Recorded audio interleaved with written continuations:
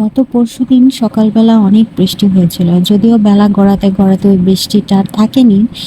তবুও অনেক ঠান্ডা ছিল। তো ভাবলাম যে খিচুড়ি রান্না করা যায় গরুর মাংস দিয়ে। তো সেটারই ভিডিও আজকে দেখাচ্ছি। হ্যালো এভরিওয়ান, আসসালামু আলাইকুম। নতুন আরেকটা ব্লগ দেখার জন্য আপনাদের ওয়েলকাম করছি। তো এখানে আমি চুলায় প্যানের ভিতর তেল দিয়ে দিলাম। তেলের মধ্যে গরম মসলা, পেঁয়াজ দিয়ে দিলাম। এগুলো হচ্ছে প্রপারলি ভেজে নিতে হবে। তো আমি এটাই করছিলাম যে ভেজে নিচ্ছিলাম। এরপরে ওইখানে আমি আদা রসুন বাটা দিয়ে দিয়েছিলাম।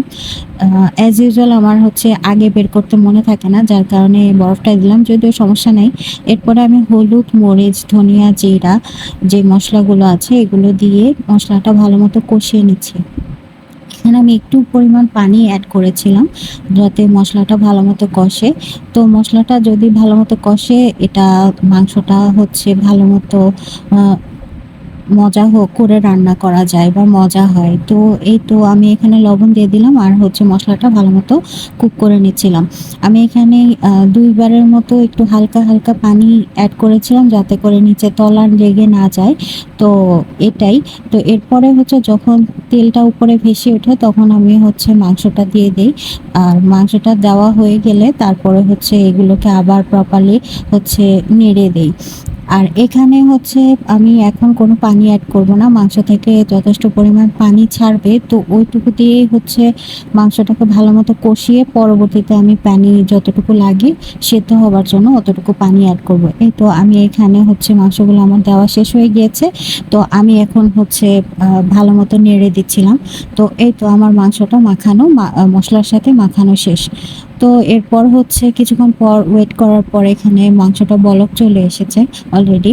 আর কালারটাও সুন্দর আসছে। আর মাংসটা আমি এখন হচ্ছে ভালোমতো কষিয়ে নিয়েছি। এই তো ভালোমতো কষানো শেষ হলে এরপর এখানে আমি হচ্ছে পানি দিয়ে দিচ্ছি সেদ্ধ হবার জন্য যতটুকু দরকার। আমি বেশি পরিমাণ পানি রাখবো না, যেহেতু আমি এটা ঝোল করব না, আমি এটা খিচুড়িতে দিয়ে দিব।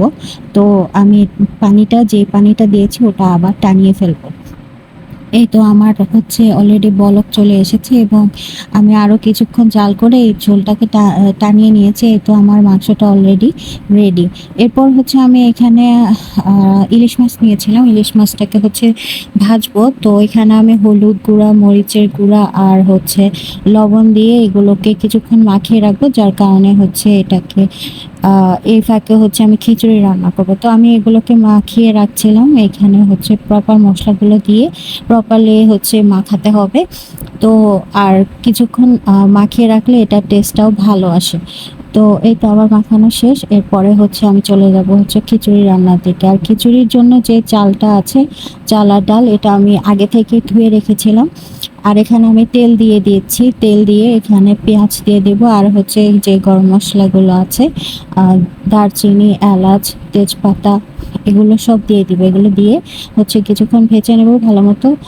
ভালো একটা স্মেল আসলে এখানে আদা রসুনও দিয়ে দেবো। আদা রসুন দিয়ে এগুলোকে হচ্ছে ভালো মতো মাখিয়ে নিয়ে তারপরে হচ্ছে আমি এখানে চালটা দিয়ে দেবো। চাল দেওয়া হলে চালটা বাদ বাকি যে গুঁড়া মশলা আছে ওটা দিব। ওটা দিয়ে হচ্ছে কিছুক্ষণ ভেজে নেব। আমি হচ্ছে এখানে চালটাকে আমার একটু ভালো মতো ভেজে খিচুড়ি রান্না খেতে ভালো লাগে। এটা যার যার উপরে আসলে রান্নার পদ্ধতি এক একজন এক একভাবে ফলো করে।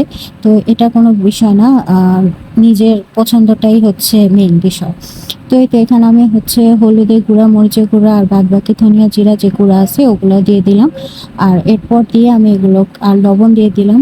তারপরে হচ্ছে এগুলোকে ভালো মতো ভেজে নেব। তো আমি এগুলো মশলাগুলো যেগুলো আছে এগুলো চালের সাথে আর ডালের সাথে ভালো মতো মাখিয়ে নিয়ে এগুলোকে কিছুক্ষণ ভাজবো। আর ভাজাভাজি হলে এগুলোর কালারটা একটা সুন্দর কালার আসবে, তখন হচ্ছে আমি এখানে পানি দিয়ে দেবো। এই যে আমার ভাজা শেষ। এরপর হচ্ছে আমি এখানে গরম পানি আগে থেকে করে রাখা, এটা হচ্ছে গরম পানি দিয়ে কাঁচামরিচ দিয়ে এগুলোকে বলক আনতে দিয়ে দিব। এরপরে হচ্ছে আমি এখানে যে মাছটা আমি ম্যারিনেট করে রেখে দিয়েছিলাম ওটা হচ্ছে ভাজার জন্য দিব। ইলিশ মাছ ভাজা কার কার পছন্দ কমেন্ট করে জানাবেন। আর হচ্ছে খিচুড়ি কার কার পছন্দ কমেন্ট করে জানাতে পারেন। আমার ভিডিওকে কোথা থেকে দেখছেন সেটাও জানাতে পারেন। আর ভিডিওগুলো কেমন লাগছে বা ভালো না লাগলেও কোন দিকে উন্নতি করলে ভালো হয় এভাবে গাইড করতে পারেন। তো এই তো আমার মাছটা অলরেডি হচ্ছে এক পিঠ ভাজা হয়ে গিয়েছে। আর ওদিক দিয়ে হচ্ছে আমি খিচুড়িটাও দেখবো কতটুকু হলো। তো এখানে হচ্ছে মাছটা উল্টে দিয়ে পরবর্তীতে আমি খিচুড়ির দিকে আবার যাই। খিচুড়িটা হচ্ছে বলক চলে পানিটা অলমোস্ট অনেকটুকুই শুকিয়ে এসেছে। এই পর্যায়ে হচ্ছে আমি যে গরুর মাংসটা রান্না করেছিলাম ওটা হচ্ছে দিয়ে দিব। দিয়ে হচ্ছে ভালো মতো নেড়ে বাকি পানিটাকেও টেনে আনার জন্য ঢেকে দিব আবার। যদিও আমি এখানে পানি একটু বেশি দিয়েছি, আমি পুরো ভুনা খিচুড়ির মতো করব না, একটু লেটকা খিচুড়ির মতো রাখবো, একটু ভেজা ভেজা আর কি। তো এই তো আমি এখানে মাংসটা দিয়ে পরবর্তীতে হচ্ছে ভালো মতো নেড়ে দিয়ে তারপর হচ্ছে আমি এখানে ঢেকে দিয়েছি। আর আমার এদিক দিয়ে মাছ ভাজাও হয়ে গিয়েছে, আর ওই মাছের মধ্যে আমি মাছের তেলের যেই তেলটাতে ভাজা হয়েছে এখানে আমি কয়েকটা শুকনো মরিচও ভেজে রেখেছি। তো এই তো আমার মাছ ভাজা কমপ্লিট, আর এদিক দিয়ে আমার খিচুড়িটাও কমপ্লিট। আর এই তো আজকের ভিডিওটা হচ্ছে এই পর্যন্তই, আমার সবগুলো রান্না কমপ্লিট আলহামদুলিল্লাহ। রান্নাটা অনেক মজা হয়েছিল। আমার ভিডিওটা যদি ভালো লেগে থাকে একটা লাইক করবেন, আর কেমন লেগেছে, কোন দিকটা ভালো লেগেছে, আপনাদের খিচুড়ি কেমন লাগে কমেন্ট করে জানাতে পারেন। আসসালামু আলাইকুম সবাইকে।